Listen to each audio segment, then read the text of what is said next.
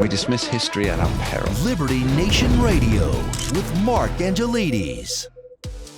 We often talk about political messaging, how one candidate failed to get their message across, or how another hit the nail on the head with his or her messaging. But what happens when the government's two top dogs seem incapable of delivering even basic responses?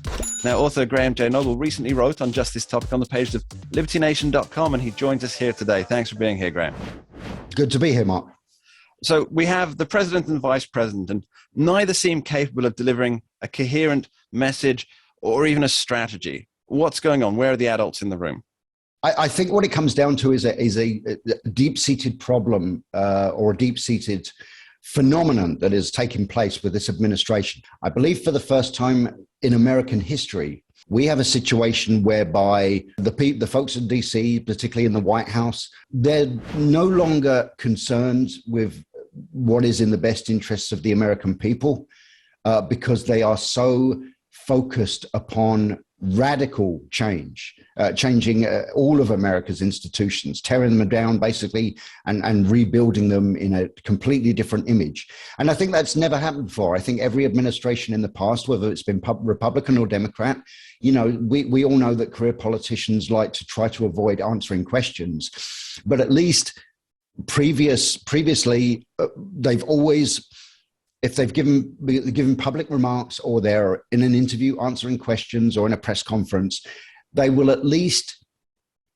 claim that they are working in the best interest of the American people, helping working families, protecting American jobs, protecting American workers, you know, keeping us all safe. They'll at least say that, even if you want to believe that that's not actually what they're about, they all say that. But this administration is almost literally their message to us is, we don't care how hard life is for you because we are just pursuing a different agenda. I guess what you're alluding to with the different agenda there is, for example, what the World Economic Forum's recently been talking about, how we need gas prices to get higher so that way we can transition to a green energy environment and electric cars. Mm-hmm. And I think you're right there that it's indefensible for Harris and Biden to say what they haven't campaigned on. And in this case, they seem to be fulfilling a World Economic Forum agenda, or let's be fair, a more globalist or internationalist agenda that they haven't presented to the American people. And that's why we're getting such a friction between the people and between the government at hand, which I think is reflected in the polling numbers, isn't it? Oh, absolutely. I mean, you know, the polling numbers are obviously terrible for Mr. Biden right now. I think his approval number is somewhere in the high 20s, mid 20s, high 20s. Yes, so there have been a couple of polls that put him in the high 20s, 29 or so. I think an aggregate is more around 33, 34. But that's terrible. That's a disaster. Yeah, it is. You know, I don't know. I think I'd like to meet some of those 20-something% of people and have a drink with them, because I'm sure I could easily con them into paying my bar tab. Yeah, they do seem easily pleased, don't they? And you and I discussed this before, Graham, but the wrong direction, right track figures are just as shocking, if not more so. There's 12% of the American public believe that the country is headed in the right direction. And 80+% people believe it's on the wrong track. And so how do they square this circle of, we claim to be doing this for you, for the people, and yet the vast majority of people think the country's going in the wrong direction? And remember, who's the driver? Who's the person steering the direction? Well, it's the president and the vice president. How do they square that? You know, that's a good question, of course. And I think my answer to you, Mark, is that they're not interested in squaring that. I mean, just recently, I think possibly even as recently as yesterday, our new White House press secretary, Karine Jean-Pierre, was asked about the polling numbers and how the White House felt about it. And I believe her exact words are, "We're not going to pay attention to the polls," as if she was saying, well, the White House's position is, we don't actually care about public opinion. We're just going to carry on doing what we're doing.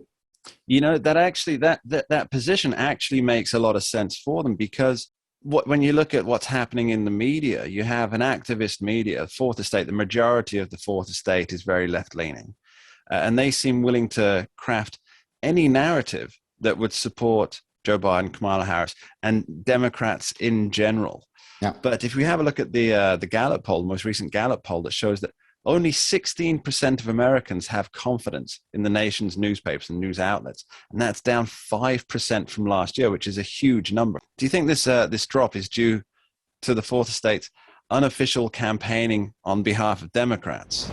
Yeah, I think it's got to be, really. I think there's a direct correlation between that kind of trust in media number and Mr. Biden's approval ratings and that right direction, wrong track polls. Because obviously, when you've got that larger percentage of Americans who disapprove of what Mr. Biden is doing and think the country, and like that larger percentage of Americans who say the country is on the wrong track, well, then when you still have a media that is largely pretending that everything is fine and dandy and life is great, and essentially these media outlets are saying to the American people, what on earth are you complaining about? You've never had it so good. That kind of explains the reason for the enormous distrust in the media. Coming back to what you said originally, that they're looking at a sort of another agenda, a sub-agenda to what's happening in policy. But there are occasions when they have to address things, Biden and Harris, they have to address things that aren't based on their policy platform, such as, for example, if there's a shooting or if there's a news event that happens that they must react to. And even here, they have difficulties. And could that be because they don't really believe in anything except the will to hang on to power? Well, to address that particular issue, yes, I do happen to believe that's the same. I believe that Joe Biden himself, as proven by a study of his 4 or 5 decades, whatever it is, in public office, shows that he has changed his stance on almost every single major issue. But his problem when it comes to verbal communication, I believe, is one of this seemingly apparent cognitive decline that he is suffering. Misreading the teleprompter, memory lapses, getting dates wrong. Just yesterday, he said that the Marjorie Stoneman Douglas high school shooting occurred in 1918, and I thought to myself, well, that must have been how World War I ended then. I'm not saying these things to make fun of the guy. I'm just saying that these things actually happened, and they are a concerning sign of a declining physical and mental condition. Now, when it comes to Kamala Harris, different issue altogether.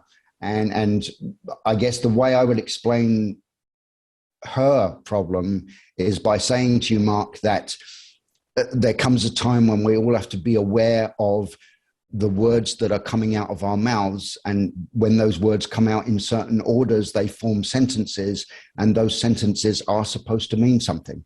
So we should be aware of that. Now, you're probably thinking, what the hell did Graham just say to me? Well, I wasn't actually trying to answer your question. I was giving you an example of how Kamala Harris answers every question.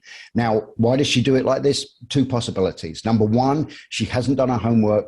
She hasn't read her briefings. She hasn't listened to her aides. And therefore, she literally is not equipped with the facts. And so she just waffles. Or the other possibility is that she simply does not want to provide any information at all. She doesn't want to describe the actual measures that the administration is taking on any particular issue. And this is her very unconvincing way of simply avoiding giving a straight answer. Graham J. Noble, thank you very much. End quote, repeat line. Thanks, Mark. Coming up after this short break, we're back with Scott Cosenza discussing the blatant attempt to recraft the Supreme Court as a machine for the political left. Don't touch that dial. We dismiss history at our peril. Liberty Nation Radio with Mark Angelides. We're doing it for real, really real. Liberty Nation. And Jeff Charles, contributor for LibertyNation.com. I think we're starting to make an impact. Liberty style, fighting for freedom. the tracking poll sponsored by Liberty Nation for Thursday. Mentioned by Dan Bongino, Rasmussen, Jordan Peterson, and I can others. do it again if you want me to. Cited in Mark Levin's American Marxism. I think we're starting to make a really big impact. Get noticed. We're doing it. Rock on. I'm gone.